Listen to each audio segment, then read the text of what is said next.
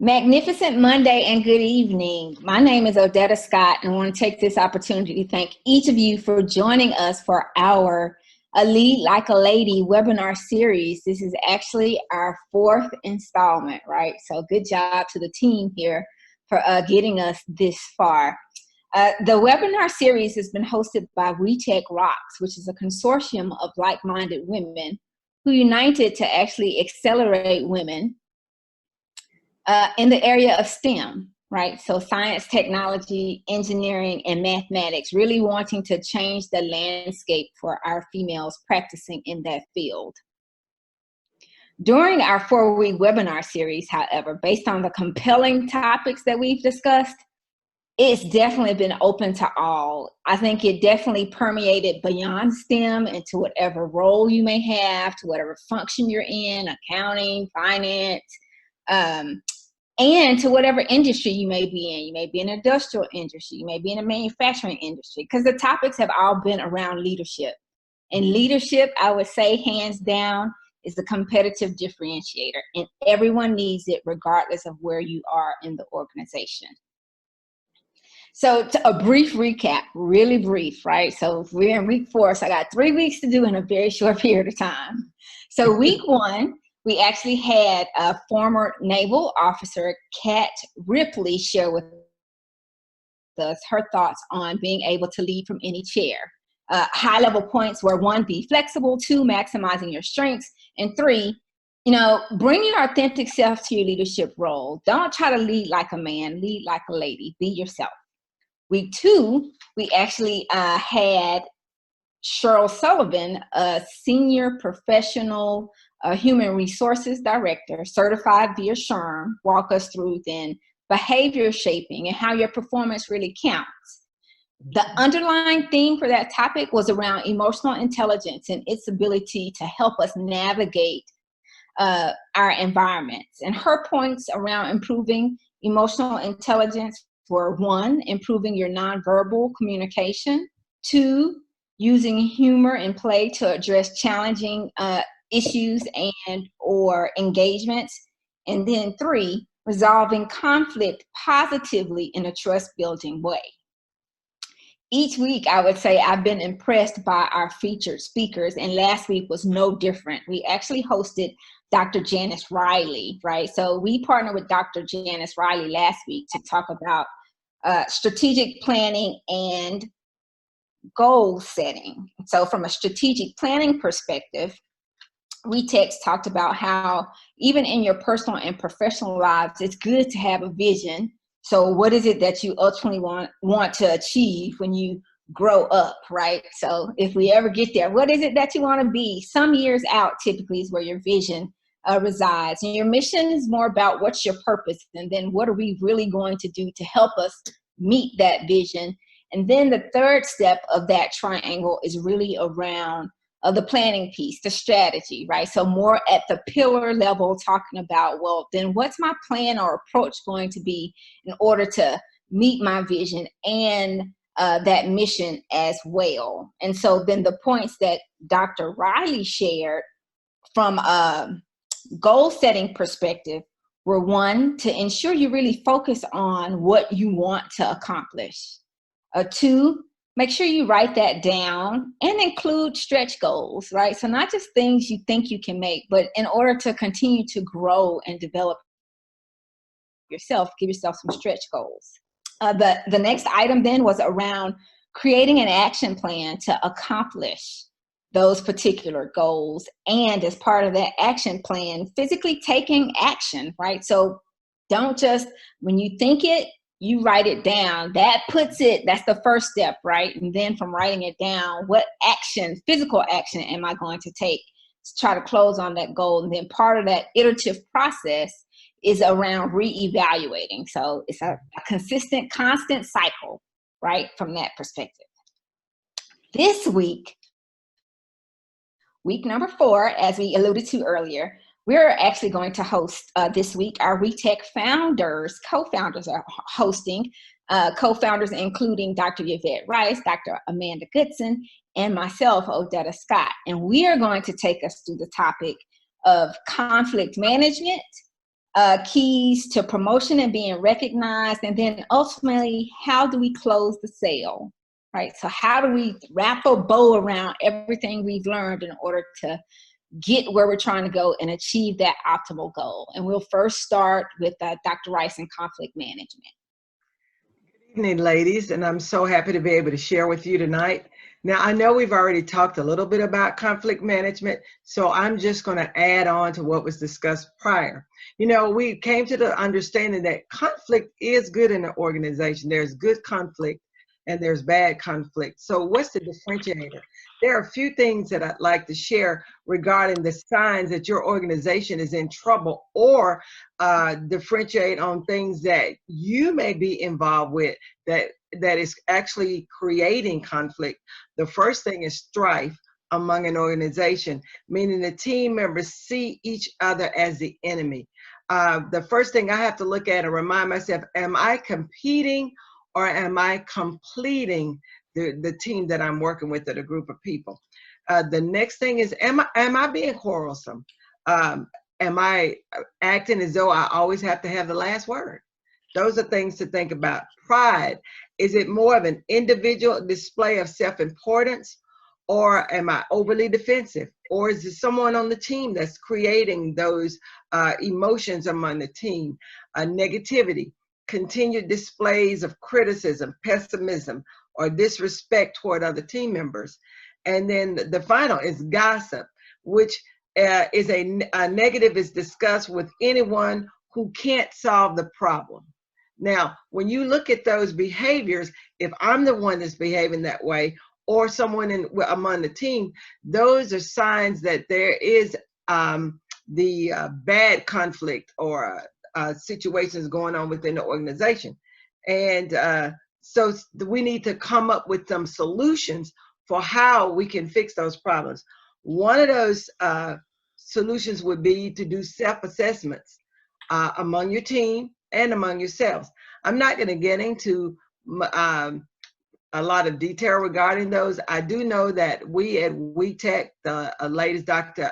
Scott, Dr. Amanda Goodson, and myself, we have the capabilities through multiple channels to be able to do self-assessments and to be able to help an organization determine the type of mode, conflict modes that they are operating in, which is very important. So that's a good thing that we would like to have our be able to offer to an organization and the individuals who are being coached.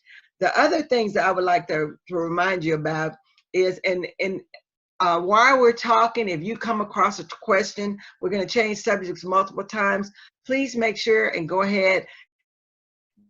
You can enter your question into the chat room, or you can email us at wetechrocks@gmail.com.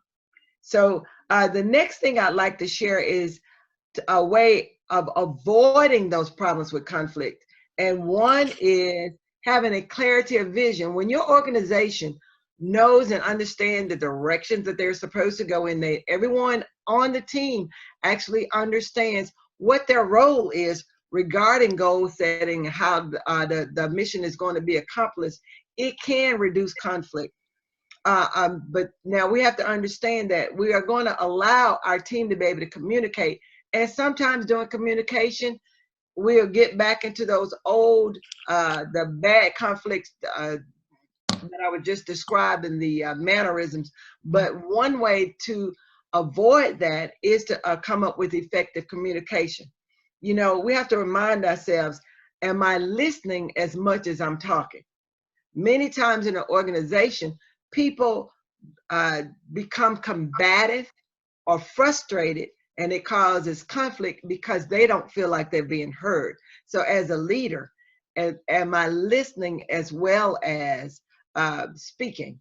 Another thing we have to remember, we've already talked a little bit about communication, is to be able to make sure that our tone, our body language is on point. That could create conflict. The last thing I want to enter with tonight to talk about is a way to reduce conflict in the organization. And it is an acronym that I came up with that I like to use. It's called GRACE, GRACE. and it's good vibes, trust. When you have G for good vibes, building trust with your team and your organization, they know that they are free to talk and communicate and have the freedom of having a different idea to bring to the table without being attacked or causing a combative situation. R, recognition of each team member, producing a healthy respect for others' opinions different from your own. A, accountability, maintaining a sense of responsibility.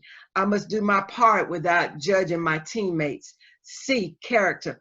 My character must exemplify the organization that I serve. And me being a faithful woman, faith-filled woman, my character has to represent the God that I serve.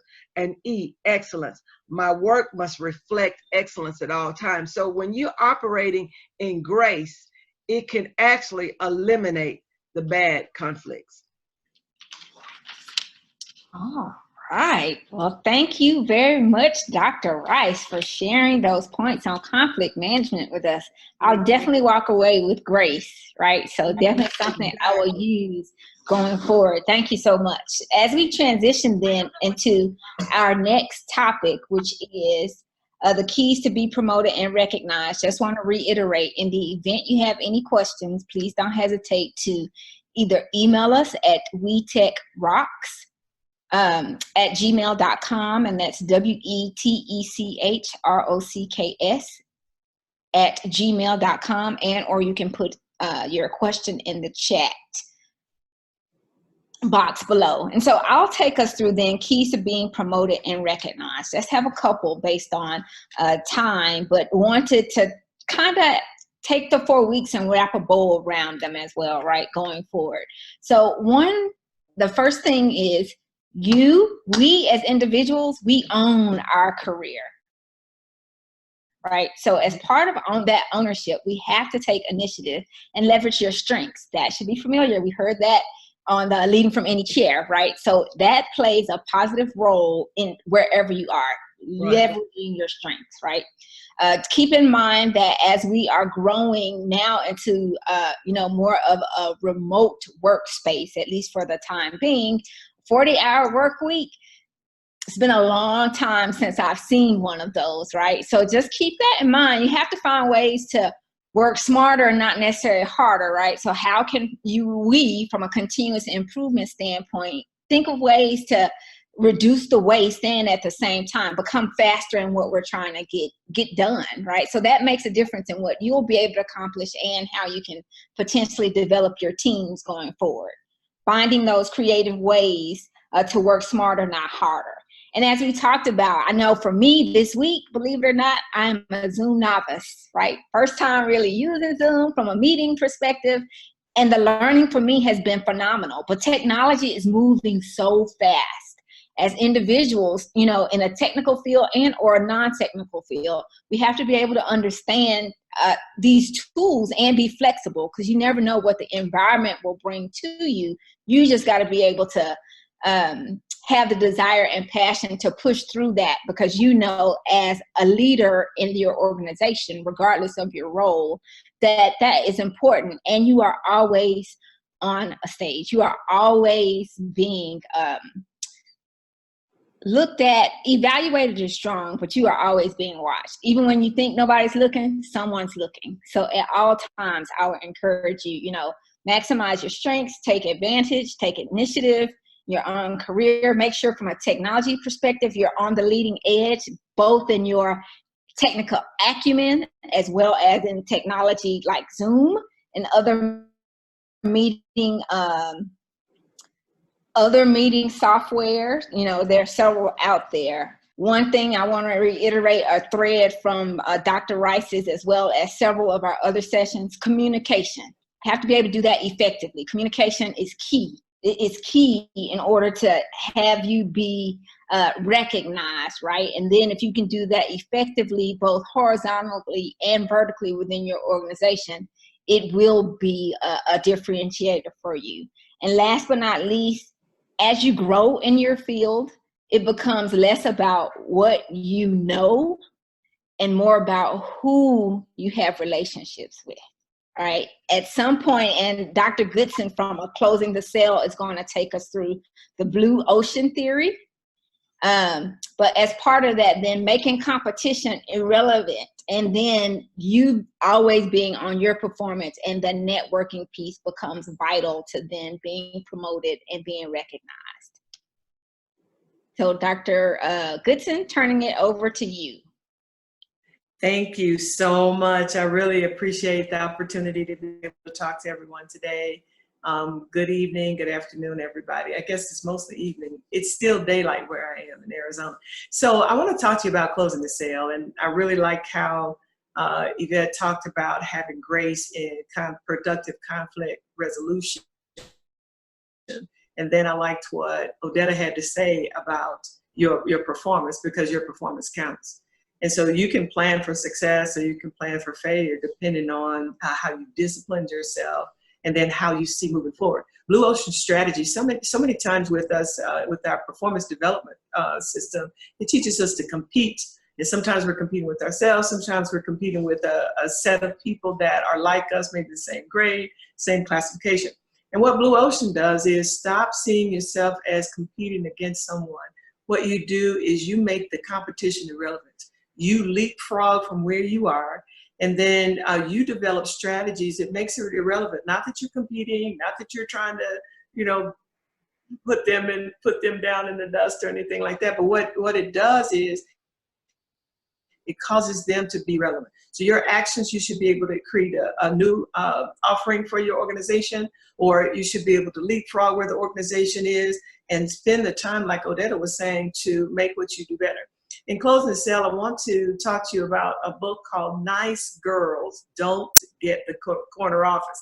This lady, Dr. Lois Frankel, she wrote the book, and she wrote another book, Nice Girls Still Don't Get the Corner Office. And in that book, I would like for you to go and look at it. It talks about different things that we do and how we acclimate. If you missed the EI session, then please write us, email us to WeTech Rocks so we can send that to you. It gives you an opportunity to be able to look at yourself. In closing the sale, again, I want you to plan for success.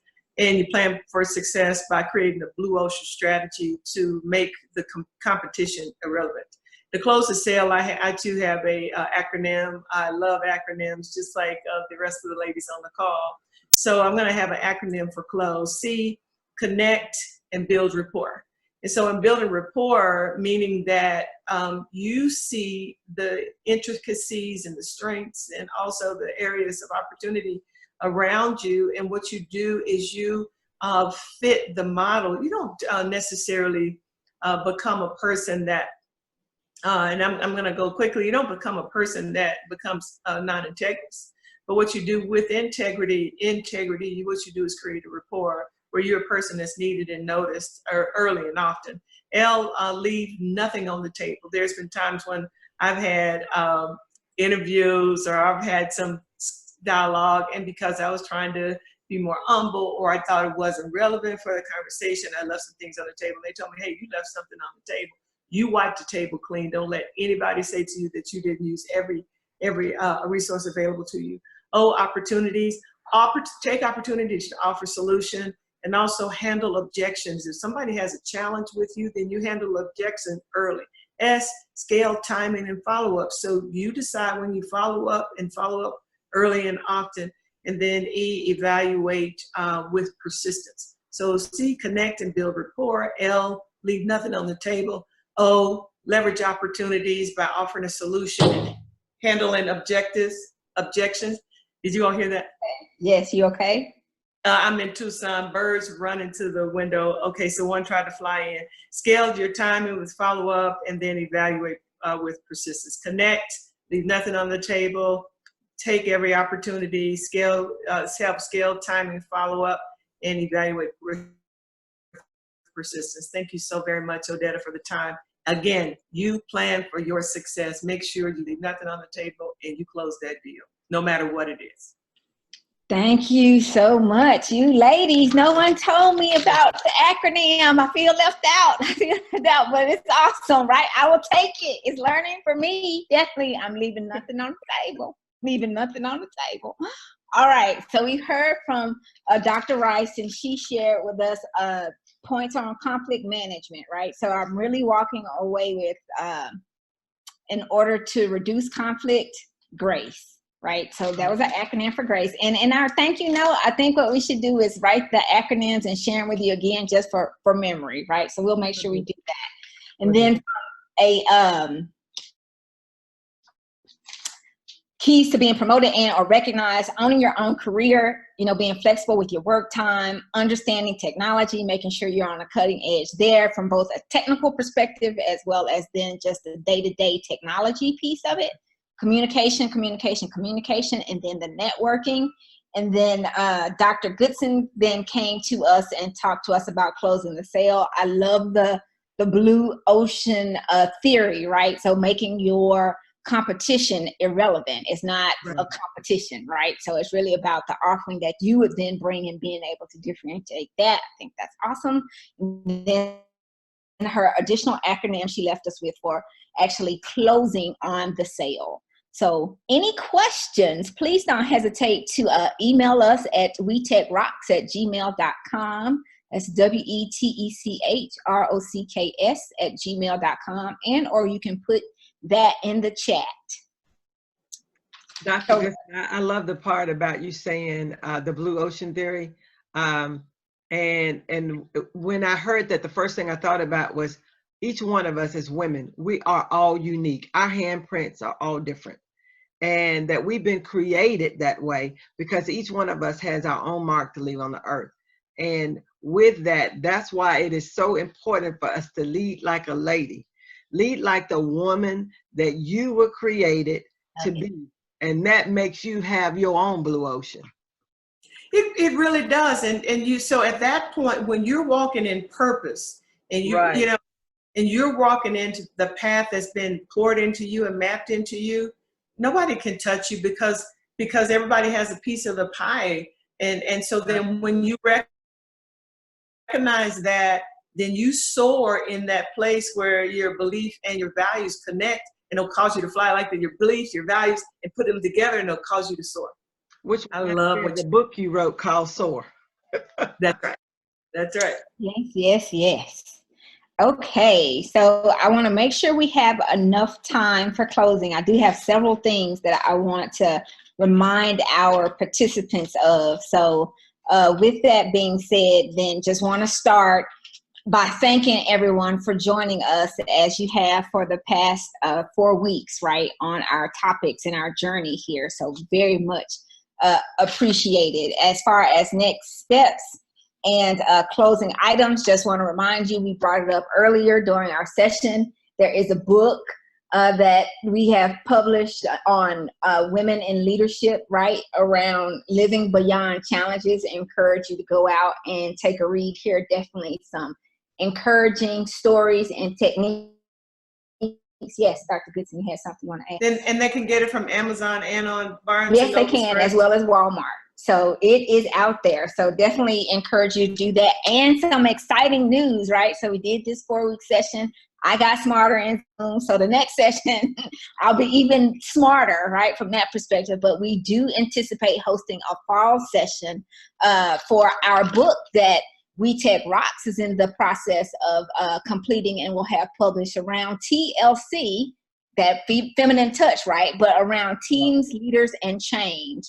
So we'll have a book and a workbook out, and we do anticipate doing another webinar series in the fall. So definitely we'll be reaching out to you all for your support and participation from that perspective. And as we've alluded to over the 4 sessions, we do have, and Dr. Rice commented on it tonight as well, we do have the capabilities within our organization to do assessments, right? So we've talked about behavioral assessments, we've talked about emotional intelligence assessments, several different skill sets lying within WeTech Rocks. So please don't hesitate to email us either on a personal level if you want something from a personal perspective, or if you want something for your organization. We can put together a solution for you that will work.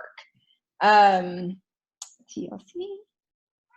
And we have a question, but go ahead. I think we got one last question. So the question is, some of us transferred or transitioned to working from home, most people have, how do you set yourself apart from everybody else when you're not having face-to-face interaction? So at that point, then what I do is I say you have to inflate.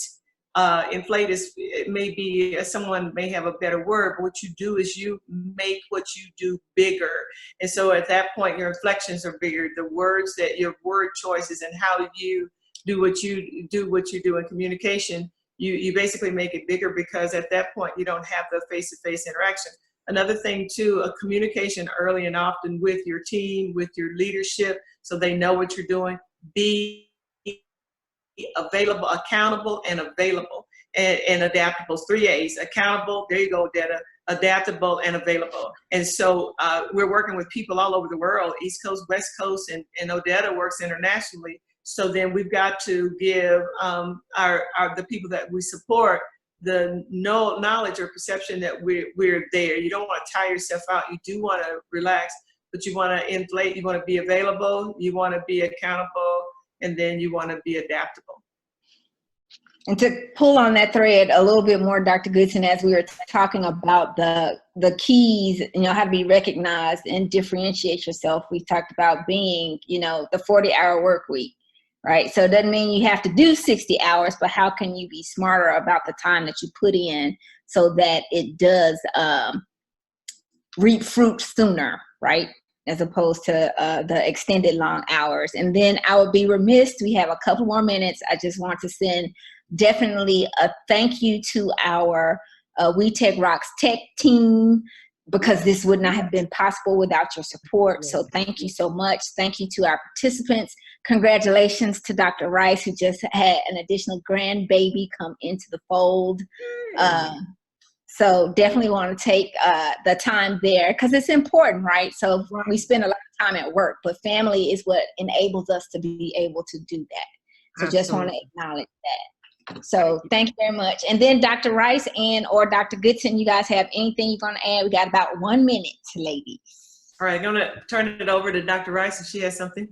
I was just thinking, when you were talking about what would make me stand out, your communication skills are going to be critical when you're working from home and you're on calls with using Zoom or whatever media that you're using, because people are reading your body language, and some of the things that you would normally have in the presence of a room you won't have. So how you word things, your tone, your attention, making sure that the person on the other end feels like they completely have your attention. Those things are very important. I love that. And go ahead. Were you going to say something else? I'm finished. Thank you. So another thing that I do, I get up and I dress. I hear people on the call, they're saying, "Oh, I'm in my jammies. I don't work in my jammies." And so I get up, and I may not wear a suit every day like I wear at work, but I put on clothes that are reasonable and decent. And if something happens and I got to get out quickly, I'm going to be dressed where somebody else may have, something on, whatever, very little. And so that's another thing too. I create a posture and an atmosphere in my own spirit for me to be able to give the best. So I act as if someone is in the room with me, and that I'm, I give my best that I have right now. Absolutely. Okay, ladies and participants, thank you so much for being on the call. It is 8 o'clock. Thank you. Bye-bye. Thanks, everybody. Bye-bye. We enjoyed it. Thank you for joining us. Thank you.